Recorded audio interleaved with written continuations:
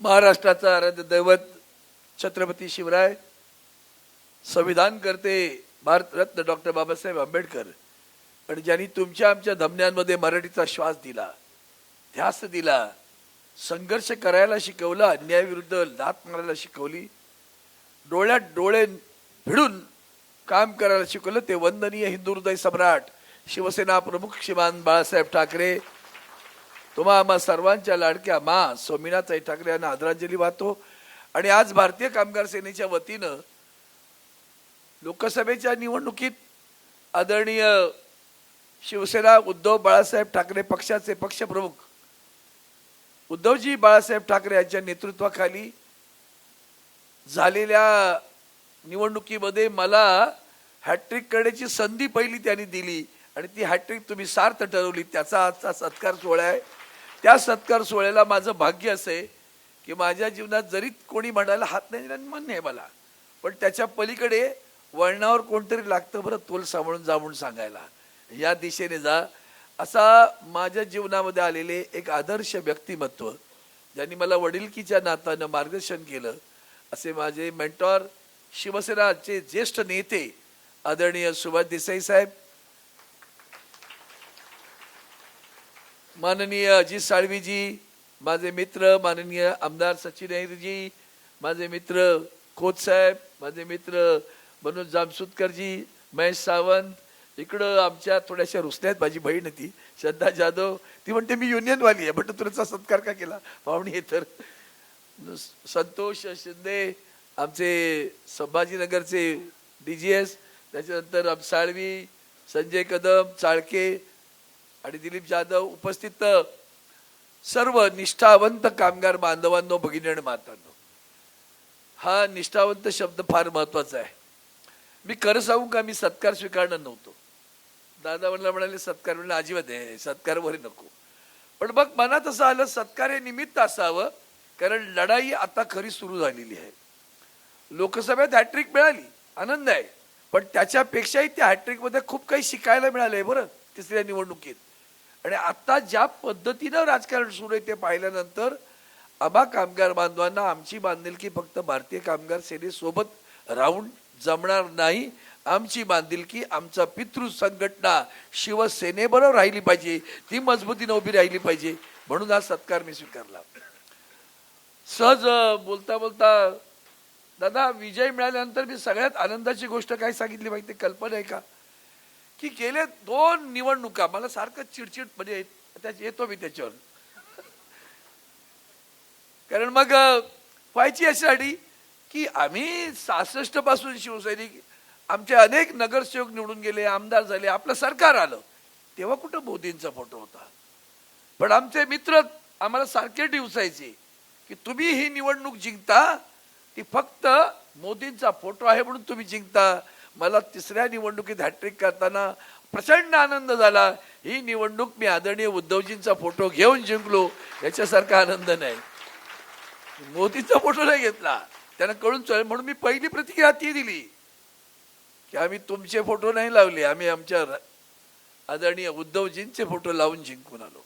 शिवसेना प्रमुख तर आहेच, तो तर कधीच आयुष्यात जाऊ शकत नाही आपल्या, आणि म्हणून या ज्या गोष्टी घडतायत त्यातनं तुमच्यामध्ये अधिक कडवटपणा आला पाहिजे। आता चिडचिड हा विषय कशासाठी आहे बरं, एक गोष्ट त्याच्यातनं कळली काय, तो काय बोलला ते नुसती चिडचिड नाही म्हणाला, 60व्या नंतर म्हणजे त्यांनी सांगितलं माझं अजून 60 झालेली नाहीये, थांब तुला दाखवतो 60 नंतर तू काय करतो ते। पण ठीक आहे, आता हे जे काय आहे ती फक्त एका संस्कारात नाही, म्हणजे जसं आपण टाटावर जेव्हा शब्द वापरतात ना प्रिसिजन मेकिंग, तर ती काय आहे, ती सगळ्यात कुठलीही गोष्ट करायची ती अगदी समर्पित भावनेनं करायची आणि ती अतिशय योग्य रीतीने व्हायला पाहिजे। आता हा संस्कार नकळत माननीय सुभाष देसाई साहेबांकडे आला। म्हणजे मी तुम्हाला एक गोष्ट सांगतो, आता एखादा कार्यक्रम झाला, अगदी हा छोटेखानी कार्यक्रम असेल, आता या कार्यक्रमाचं नियोजन करणे म्हणजे दिलीप असतील, संजयजी असतील, आणखीन कोणी सचिनजी असतील, साळवी साहेब आहेत, यातल्या त्रुटी तुमच्या लक्षात नाही येणार, त्यांना माहिती असतं की आपण ठरवलं होतं झालं काय, म्हणजे असं आज नाही झालंय पण असं घडतं। आणि मग एकदा कार्यक्रम संपल्यानंतर आम्ही गोरेगावातच कुठला तरी कार्यक्रम होता, आपल्या नेमस्कोला आणि आम्ही बसलो होतो खाली आणि देसाई साहेब जराशी चिडलेले. म्हटलं काय झालं, कार्यक्रम छान झाला, तुम्हाला कळणार नाही छान झाला. मग त्यांनी सांगितलं हे असं असं आहे, ठरलं होतं असं, झालं वेगळंच. आपण एखादं बॅनर मागे लावायचं, त्याच्यामधल्या रस्व दीर्घ अतिशय काटेकोरपणे पाहणं, हा जो स्वभाव त्यांचा आम्ही पाहिला तेव्हा आम्ही नकळत शिकतो. आपल्याला काही कोणी सांगत नाही की हे असं शिकून घ्या म्हणून, आपल्याला शिकता आलं पाहिजे की काय आहे याच्यामागची भूमिका आहे. व्यक्तिगत स्वार्थ आहे का? नाही. स्वार्थ असेल तर तो माझ्या शिवसेनेचा असेल, स्वार्थ असेल तर तो माझ्या भगव्याचा असेल, स्वार्थ असेल तर माझ्या उद्धवजींचा असेल, आणि स्वार्थ असेल तर माझ्या मातोश्रीचा असेल. त्यापोटी मांडलेली भूमिका असेल ती भूमिका आपण स्वीकारली पाहिजे. तुमच्या लक्षात महाराष्ट्रामध्ये आपण आता त्यांनी एक जातात आपल्याला मंत्र दिला, काय म्हणाले, ठीक आहे समाधान वाटतंय, कायदे बदललेत. दादा शब्द येतो तो मी तुम्हाला, त्या कायद्यावर मी आपल्या आशीर्वादानं तिकडं आम्ही जेव्हा कॅबिनेट मंत्री होतो तेव्हा त्यांनी हे कायदे बदल आणले आणि नशिबाने मी कॅबिनेटमध्ये होतो. तर मी हात वर केला मोदींकडे, असं म्हटलं क्या है सावंत जी, क्या बात है. बोलो क्या बात है, नहीं सब सत्यानाश है, ये नहीं चलेगा, ये जो कानून ला रहे हो उससे बड़ा नुकसान होगा, लोग रस्ते पे आ जाएंगे. त्यांनी काही असे ना, त्यांनी त्यावेळेला मला आदराने सांगितलं ठीक है आप इनसे बात करो, तब तक कानून नहीं लाना, बाद में देखेंगे. येऊ दिला नाही कॅबिनेटमध्ये अप्रुव्हलला. माझा राजीनामा झाला आणि दुसऱ्या महिन्यामध्ये कायदे परत पास झाले. हे जे कायदे बदल केलेत ना, जसं IPC मध्ये बदल केले, आपल्या काही लेबर लॉमध्ये बदलले. चाळक्यांशी मी बऱ्याच वेळा या विषयावर बोलत असतो आणि म्हणून तुम्हा सर्वांना सांगतो की आजचा सत्कार सोहळा पाहताना माझ्या डोळ्यासमोर चलत चित्रपटासारखं शिवसेना असते. 66 असतं, 68 असतं, 69चं आंदोलन असतं, त्या आंदोलनात खाल्लेला मार असलो, त्या आंदोलनामध्ये शिवसेना प्रमुखांना झालेला तुरुंगवास माहिती आहे, मुंबई पेटलेली माहिती आहे. हे काय आम्ही बघे नव्हतो, त्याच्यामध्ये अनुभवलेलं आहे. जिल्ह्यांमध्ये जाताना 85 साली माझ्याकडे सोलापूर जिल्हा दिला गेला होता आणि त्या जिल्ह्यामध्ये जेव्हा आम्ही बोलतो तेव्हा एक साधा ट्रक, त्याची एक बाजू पलटवायची, तिथलाच एक ट्यूबलाईट घ्यायचा, ती पाखरं येतात त्या लाईटवर, ती तोंडात जायची. सुविधा नव्हत्या. आता सगळं आहे, पण मला सगळ्यात गोष्ट कोणती वाईट वाटत असते तर व्यवहार आला. प्रत्येक गोष्टीचा व्यवहार आला. आम्हाला कोणाला माहिती, आम्ही कुठे विचार करतो मला नगरसेवक व्हायचंय, आमदार व्हायचंय, कधीच नाही. आम्हाला एकच आनंद असायचा, आम्ही वंदनीय शिवसेना प्रमुखांचे निष्ठावंत शिवसैनिक आहोत, याच्यासारखा आमच्या जीवनातला मोठा आनंद नव्हता. तो आनंद उपभोगता आला पाहिजे आपल्याला, आणि तो जर घेतलात ना, भारतीय कामगार सेनेचं युनिट आहे माझ्याकडे, मी का नाही वाढवू शकत आणखीन काही. आज लोकांची गरज आहे बरं. कुठलीही ट्रेड युनियन आपल्यासारखं नाव आता कुणाचंच नाही आहे. हे वस्तुस्थिती सांगतो. जो काय आधार वाटतो म्हणजे मजेशीर आहे. आपण BKSच्या ऑफिसला येऊन बसा, की काही लोक ठराविक येत असतात नेहमी. दादा ज्या ज्या कंपन्यांमध्ये आमची युनियन नाही आहे तिथं त्यांच्यावर अन्याय झाला, त्यांची युनियन असेल कुठेतरी, कदाचित अंतर्गत असेल, दुसरी असेल, पण अन्याय झाला का त्याने एकच दरवाजा आठवतो, भारतीय कामगार सेनेचा. याच्यात समजून जा की तुमच्या शिवसेनेची ताकद काय ती. आणि म्हणून तुम्हाला सांगतो की देसाई साहेबांनी आज जे सांगितलंय ते तर करायचंच आहे, पण त्याही पेक्षा महत्वाचं काम कोणतं असेल तर ते काम आहे उद्याच्या विधानसभेचं.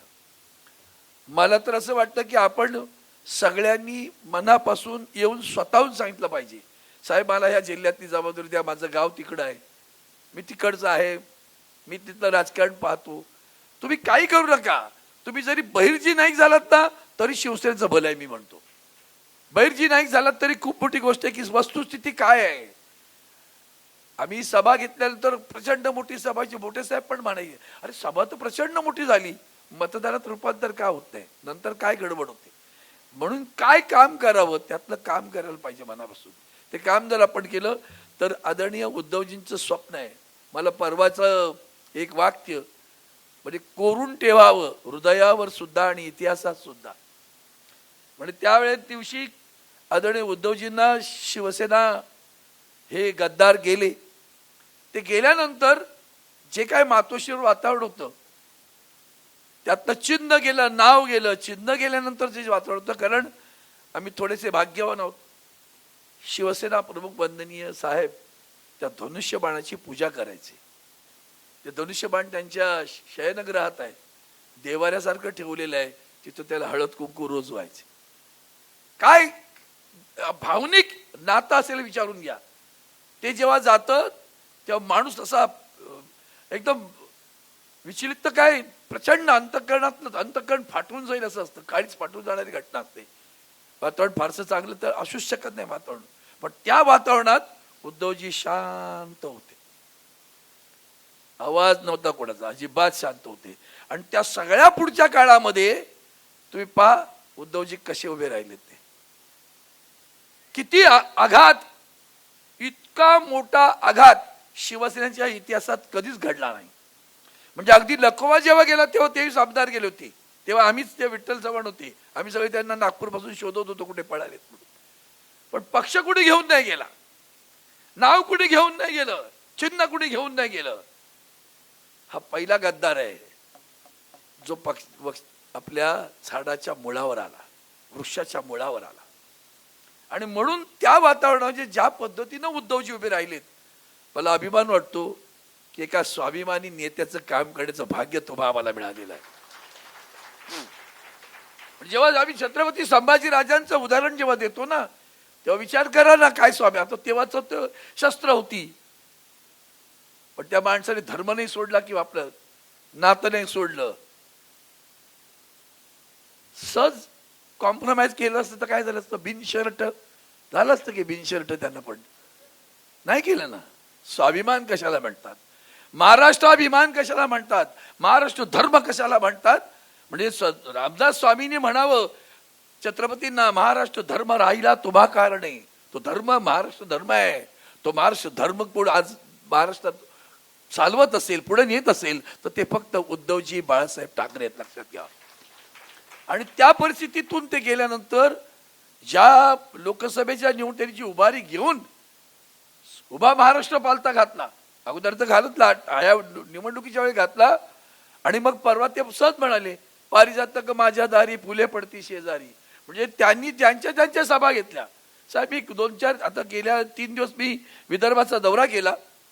मी बुलढाणा, अकोला, वाशिम, यवतमाळ, अमरावती आणि वर्धा जिल्हा केला.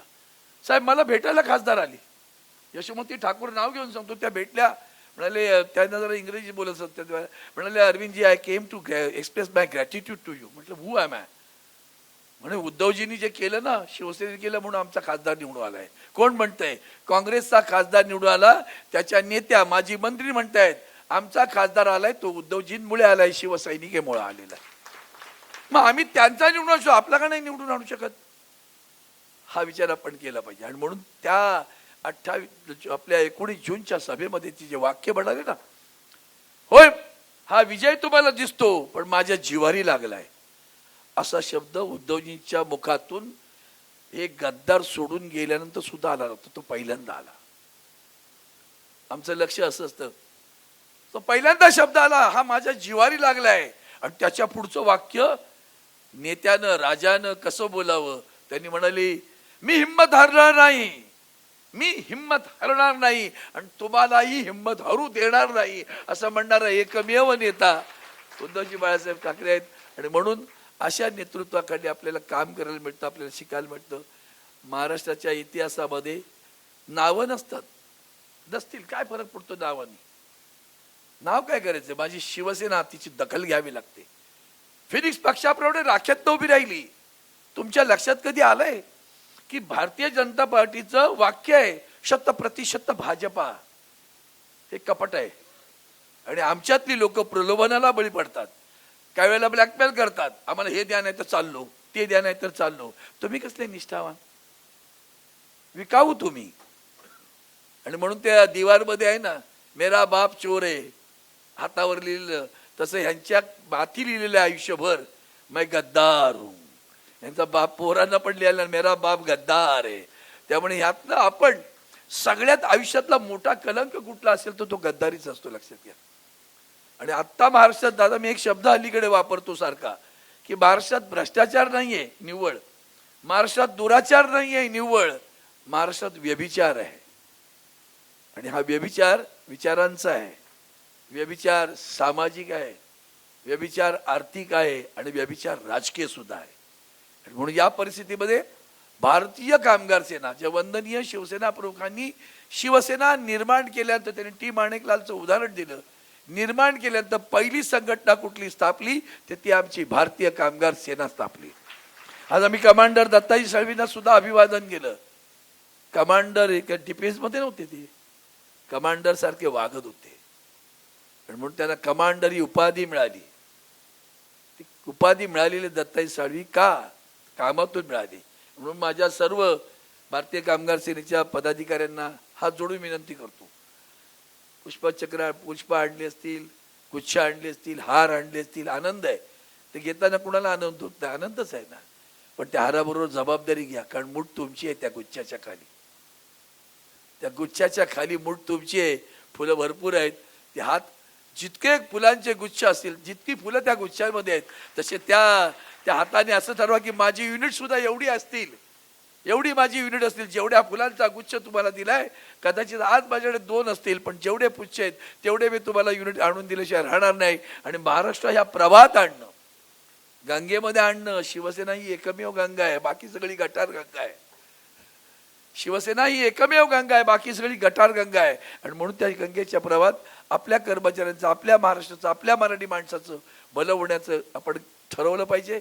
जाता आता एकच सांगेन, सध्या महाराष्ट्र जातीपातीत दुभंगला जातोय. ती एक मला मोठी वेदना लागली. म्हणजे नकळत शिवसेना प्रमुखांनी मराठी माणसाला एकत्र करताना विसरूनच केली लोक जातपात. आपल्याला जात आठवत होते कोणाला? आपण भेटायचो, आंदोलनात भेटायचो, इकडे जा तिकडे जा, चढा चढून संजय चला फोन आला, चला तिकडे या. कोण तू अशी जात नाही विचारली. आणि त्यातनं सगळ्यात वाईट दुःख काय आहे माझं, तर तुमचं सगळ्यांचं असलं पाहिजे.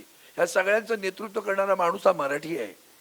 मग तो मराठा म्हणून असेल, धनगर म्हणून असेल, ओबीसी म्हणून असेल, जो काही आहे तो त्याचं नेतृत्व करणारा माणूस मराठी आहे. आणि ती मराठी माणसं भांडतायत, डोकी फोडायला उभी राहत आहेत. आणि अनाजी पंत मजा पाहतोय. ओळखून घ्या बरं, ओळखून घ्या बरं. अनाजी पंत मजा पाहतोय. त्यातून बाहेर पडायचं असेल तर मी तुम्हाला ते एक वाक्य फक्त सांगतो, जे मी माझ्या हृदयावर कायमचं कोरलेलं आहे. तुमच्याही हृदयावर कोरून ठेवा. होय, ज्यांच्यावर अन्याय होतोय, आम्ही अन्यायाला वाचा फोडण्यासाठीच आहे ना. त्या विषयावर मी लोकसभेत खूप बोललेलो आहे आणि अजूनही बोलत राहणार आहे. त्यांना न्याय मिळाला पाहिजे. पण त्यांना न्याय मिळवताना तुम्ही झुंजत राहा, आम्ही सत्तावर बसत राहू. साध्य काय आहे? तुम्ही भांडत राहा, आम्ही राज्य जमू, आम्ही राज्य जिंकू. कारण तुम्ही भांडताय, तुम्ही एक नाहीत म्हणून आम्हाला राज्य जिंकणं सोपं जातंय. आणि म्हणून शिवसेना प्रमुखांचं वाक्य फार महत्वाचं आहे. ब्राह्मण ब्राह्मणेतर, मराठा मराठेतर, 96 कुळी 92 कुळी, उच्च नीच दलित दलितेतर, घाटी कोकणी स्पृश्य अस्पृश्य, सारे भेद गाडा. आणि मराठी माणसा एक हो तर, आणि तरच तुला न्याय मिळेल. स्वातंत्र्य, समता, बंधुत्व. समता म्हणजे काय? हीच समता आहे ना. ही समताच आपण विसरलोय. नाव समता, पण समता विसरतोय. कारण मला असं वाटतं खोऱ्याने माती माझ्याचकडे आली पाहिजे. नाव जरी समता असलं तरी समता विसरतोय आपण. आणि म्हणून ती समता ध्यानात ठेवा. आपण कधी पदाधिकारी देताना विचारतो जातपात? नाही ना. जो कोणी निष्ठावंत आहे तो माझा पदाधिकारी. म्हणून या दोन्ही गोष्टी लक्षात ठेवून आपलीच कामगार चळवळ जितकी झिरपत खाली जाईल तितकी माझी शिवसेना मजबूत होईल. आणि म्हणून तुम्ही एक लक्षात ठेवा, कामगारांना न्याय देणं हा कर्तव्याचा भाग आहेच, त्यांना जोडणं हा कर्तव्याचा भाग आहे. पण तुम्ही ते काम करता करता शिवसेनेची मुळं मजबूत करताय. हे सगळ्यात मोठं पुण्याचं काम तुमच्या हातनं घडो अशी शुभेच्छा देतो. मला सन्मानित केल्याबद्दल मनापासून धन्यवाद देतो, कृतज्ञता व्यक्त करतो, आपली रजा घेतो. जय हिंद, जय महाराष्ट्र.